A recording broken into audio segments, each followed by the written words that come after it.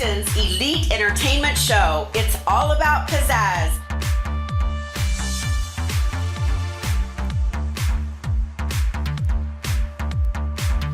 Our show captures the glitz, glamour, vitality, and flair of Houston. This show will feature interviews with individuals that are making a positive difference in the community.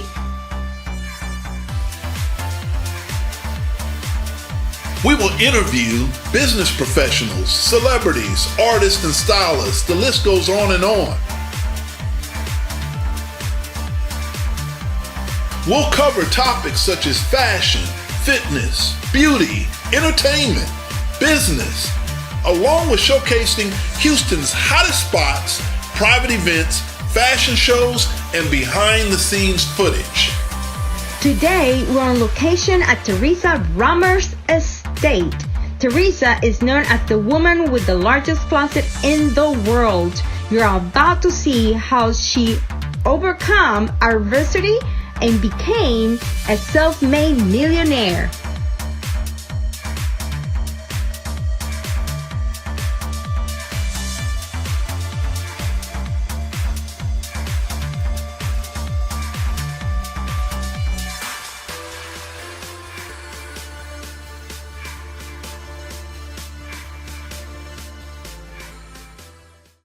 So Theresa, when I started reading about you, you've owned your own gym.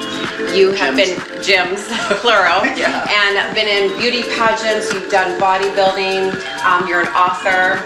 I myself have done the same, and I know that all the experiences that we have done up until now has made us who we are. Oh, definitely. So I want to know who's the real Theresa Roemer.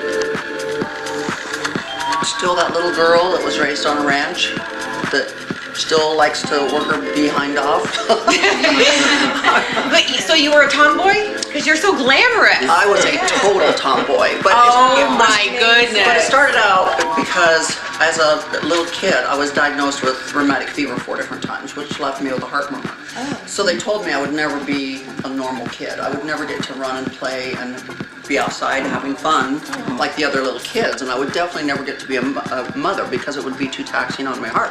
And as a child, I was like, oh my God, you just gave me a death sentence, you know? And so I think that's why I turned into a tomboy, was because I wanted to be outside and running and jumping and playing and just being, you know, so I became best friends with my little brother, and we just spent all of our time outside, and that's how I became a tomboy, and that's how I grew into loving fitness and sports and everything.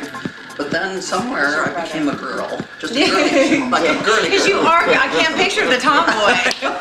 But I love that, a tomboy that can be on a farm, and then glamorous, diva, fashionista. Yeah, For real. Yeah, definitely. Yeah. So I want to know how you break through fear when you have fear in life. What makes you successful after that, breaking through that fear? You know, I once again, I think it goes back to being a child and having that fear of, what do you mean I can't be normal? What do you mean I can't go outside and play? And so I think as a young child, I overcame that fear of, you're not going to tell me what to do. So you started going everywhere and running everywhere, and didn't matter. You didn't have any issues with that? Well, you have to remember your heart is a muscle. And in order to strengthen your heart, you have to work it. So it's no different than working your leg muscle or something, you know, to make something, you know, if you lay in a hospital bed, your muscles are going to atrophy if you don't use them. So same thing, if you don't use your heart, you could go into congestive heart failure, right? Well, now I need to go back to the because I've been having some issues myself, but that's totally true. I agree with you. Yeah, so by the time I was 19, they were able to tell me, we can't really consider you a heart patient anymore because you were able to strengthen your heart so much. We can only fear that heart murmur. That's the testimony right there. Yeah. You don't listen to what other people are telling you. They don't define you. Exactly. You define yourself. I love that. Beating all odds. Yeah. Yes. Yeah. She's and a warrior. Even to this day, you know, when someone says, you know, like in 2011, I climbed Mount Kilimanjaro. And, you know, when somebody said, oh, you're going to be too old. You can't do that. Right. Just watch. You prove them wrong. Don't tell me. Yeah. So then see who made it to the top. So does your husband going around telling you can't do that? No, he does He knows not. better than that because he knows you'll go out and do it. Right, but I told him the other day, I said, I just want to thank you for just letting me be me. Yeah. That's outstanding. And he said, like anybody's going to stop you. Right. He thought I better just go along with it, right? No, he just, What a good guy. I think that was what he admired most about me was my strength. Right. When he met me. Yeah. And you have a great story. I admire you. Powerful. Very powerful. Teresa, so all that comes out and everything that you've been through, what would you say at this point in your life is your mission? What's your overall mission? Because I'm sure you've pretty much now found out what your purpose is.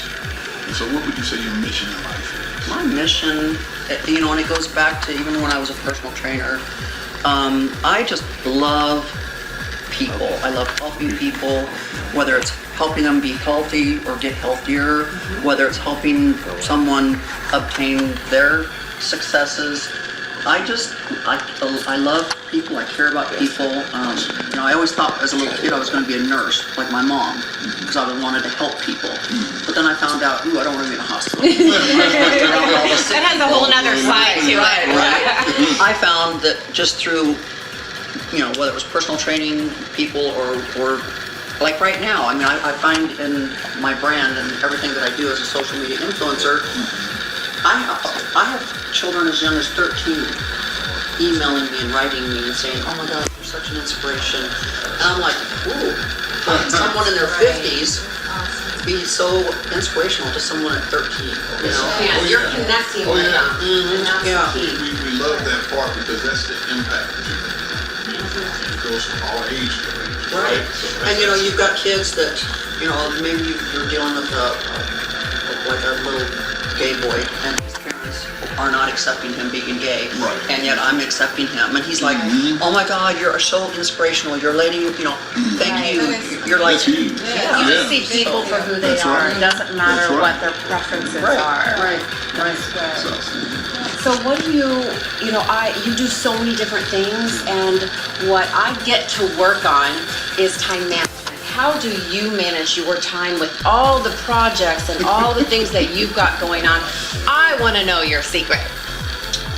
I've always been a multitasker.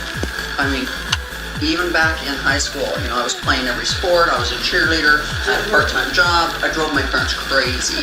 Somehow I've always been able to juggle a lot of balls. And you have a lot of energy. A lot. No, I seriously, You're like, this is normal. To do all those things, you have to have a lot of energy. yeah, like I hit the ground running at 7 in the morning, and I don't usually stop until about midnight. And people are just like, gosh, where do you get your energy? And I'm like, I don't know. I just feel like, Give me some. no. I wake up every day and I thank God that I'm still here. And I feel like, if I'm sitting still, I'm wasting time.